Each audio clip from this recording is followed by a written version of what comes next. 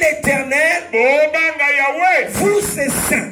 Cela veut dire quoi? Que ce que Dieu attend de nous, maintenant qu'il nous a sauvés, maintenant qu'il nous a rachetés du péché, c'est la crainte. Cela veut dire que Dieu est doublement déçu quand un enfant de Dieu pêche. Il peut comprendre que le païen pêche. Le païen, il est encore dans le péché. Le païen n'est pas encore sauvé. Le païen, il est encore païen. Il est encore adorateur des idoles. Dieu peut comprendre quand il pêche. Voilà pourquoi l'Apocalypse déclare que celui qui se suit davantage. C'est normal. C'est normal. Il est dans le péché. Il a besoin que nous allions l'évangéliser, que nous allions lui apporter l'évangile pour qu'il sorte de la vie du péché.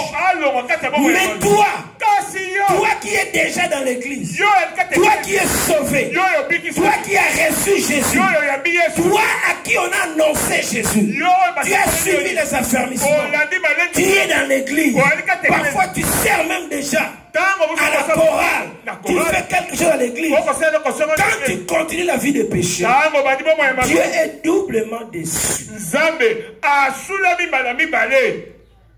Est-ce que je parle à quelqu'un ce matin? Dieu est déçu.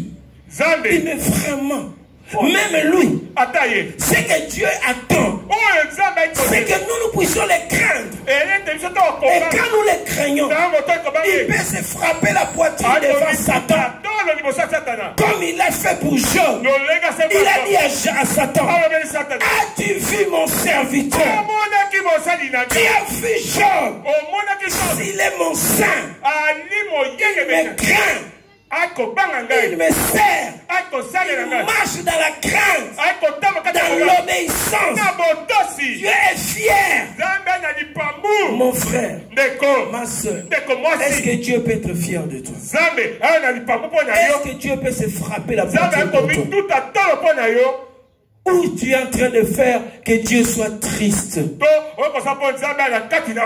soit déçu.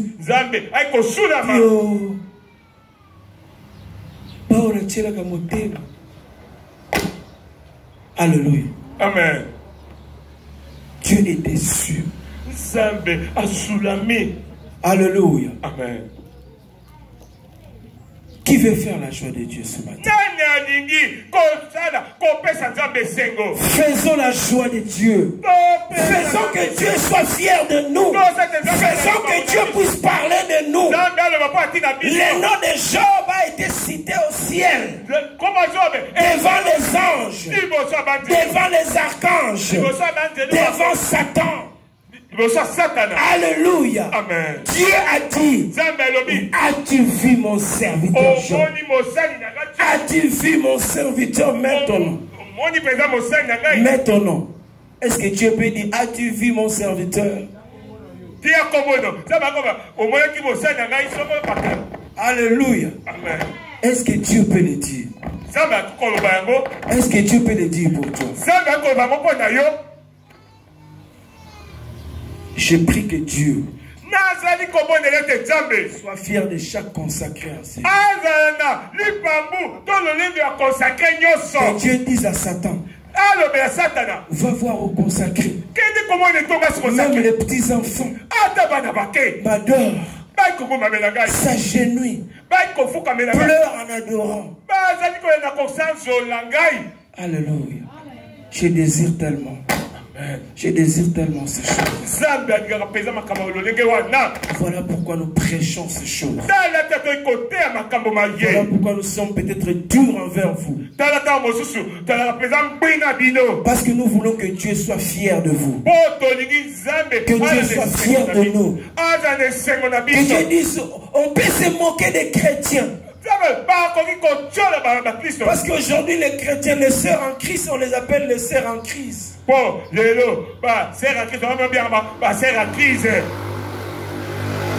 Alléluia. Amen. Mais que Dieu dise, non, pas les sœurs de consacrés. Celles-là, elles sont différentes. Elles ne tremblent pas devant l'argent.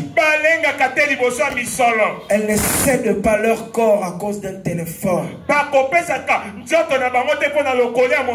Alléluia. Elles me craignent. Elles me servent. Elles m'adorent en esprit et en vérité. Oh, plaise à Dieu qu'il en soit ainsi pour toi, mon frère et ma soeur. Alléluia. Amen. La troisième chose, si nous voulons sortir du péché, nous devons éviter la compagnie des gens qui vivent dans le péché. Surtout ceux qui vivaient dans le péché avec nous. Ceux qui étaient tes compagnons dans le mal. Tu dois les éviter. Tu dois sortir. La Bible déclare dans 1 Corinthiens chapitre 15 verset 33. Ne vous y trompez pas. Les mauvaises compagnies corrompent les bonnes mœurs. Quand nous étions à l'école primaire, les enseignants étaient sévères. Elle nous disait Lilala moko ya kopola. Alléluia. Amen. Longwa bisika malala ya kopoleza. Qui sont tes amis? Qui sont ta fréquentation? Quand tu es sur Facebook, avec qui tu parles? Quand tu chattes dans WhatsApp, tu parles avec qui? Tu parles avec les gens qui autrefois t'accompagnaient dans les boîtes de nuit. Ils vont te dire, tu sais, depuis que toi tu n'es plus avec nous, hein, ce n'est plus bon. Hein. Il faut que tu reviennes. Nous aussi on prie, non? Nous aussi on a nos églises. Nous aussi on part à l'église. Est-ce qu'aller à l'église s'empêche de faire? Refuse ces choses. Je suis sorti de là. Je ne vais pas y retourner. Alléluia. Je ne vais pas rentrer à la vomissure. J'ai vomi cette vie. Je ne vais pas y retourner. Alléluia. Les mauvaises compagnies. Et le psaume premier nous dit encore, heureux l'homme qui ne marche pas selon les conseils des méchants, qui ne s'assied pas en compagnie de moqueurs, qui ne s'assied pas avec les païens, avec ceux qui sont encore en train de se vautrer dans la boue.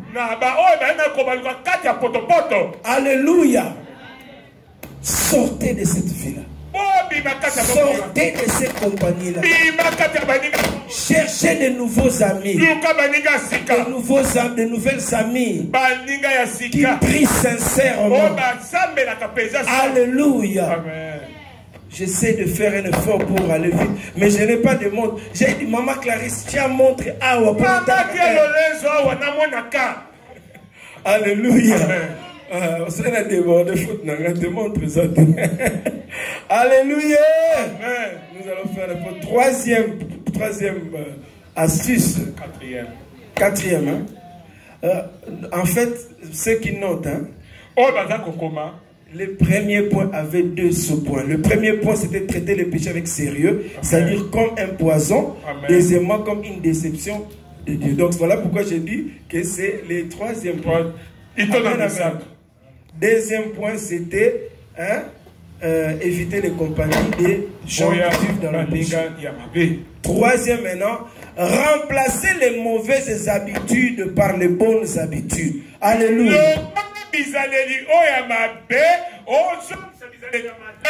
Remplacer les mauvaises habitudes. Alléluia.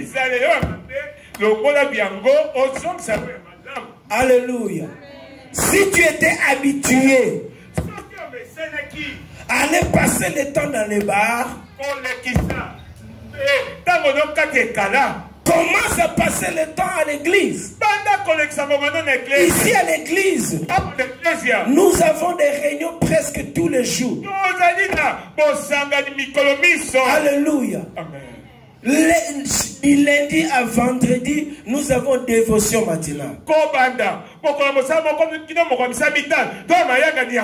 Alléluia. Mardi, nous sommes là pour l'intercession. Mercredi, nous avons les enseignements. Viens suivre les enseignements. Viens suivre les affermissements. Ça va changer. Petit à petit, la Bible dit que soyez renouvelés dans votre intelligence. La parole de Dieu renouvelle même l'intelligence.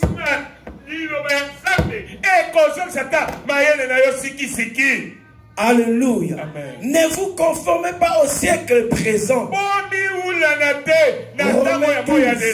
Romains 12, chapitre 12, du 1er au 2e verset. Amen. Alléluia. Amen. Lisez ces choses, même à la maison. Là où tu étais habitué à regarder des mauvais films,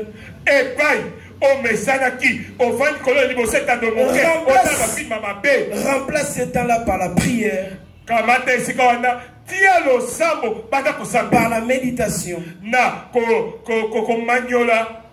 Alléluia. Amen. Quand tu étais habitué à aller voir, à aller causer avec ses amis-là, prends le temps d'aller visiter des frères en Christ, des sœurs en Christ. Commence à évangéliser, à témoigner ce que Christ a fait pour toi. Peut-être que tu ne sais pas encore prêcher, mais raconte seulement ce que Jésus a fait pour toi. Témoigne ce que Jésus a fait dans ta vie. C'est déjà une prédication. Mon frère, moi tel que tu me vois là, tous les jours, un demi-casier. Un demi-casier. Je dois boire un demi-casier. Alléluia. Mais aujourd'hui, même un verre, je n'arrive plus.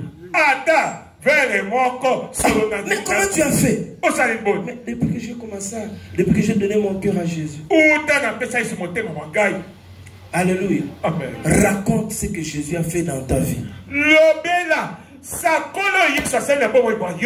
Les témoignages publics des choses que Dieu a fait, ça fait honte à l'ennemi. Vous voyez, quand quelqu'un passe ici, il commence à nous raconter. Les jours du baptême, les candidats au baptême, tous ceux qui ont reçu les affermissements, bientôt nous allons organiser des enseignements de baptême. Vous devez passer dans les jours du baptême. Quand vous allez passer dans les heures du baptême, nous allons vous donner l'occasion de témoigner. De témoigner ce que vous étiez avant de connaître Jésus. Et quand nous faisons cela, nous faisons honte à l'ennemi. Alléluia. Et quand nous faisons honte à l'ennemi, les choses qu'il nous a fait faire dans les ténèbres, ça nous donne la victoire de ne plus rentrer là-bas. Alléluia. N'hésitez pas. Venez voir le pasteur. Venez voir maman pasteur pour le seul. Raconte-lui les choses que le diable t'a fait faire. Peut-être que tu me vois là. Je peux vivre avec 5 garçons là. Il y a des filles qui le font. Il faut témoigner ces choses. Qu'on prie pour toi. Qu'on coupe ces liens-là. Et tu ne vas plus rentrer. Tu feras honte à l'ennemi. Alléluia. Amen. Nous devons témoigner. Quatrièmement, la confession auprès des serviteurs de Dieu.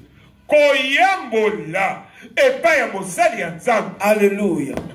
Peut-être que nous ne savons pas tout ce que tu as fait quand tu étais dans le monde.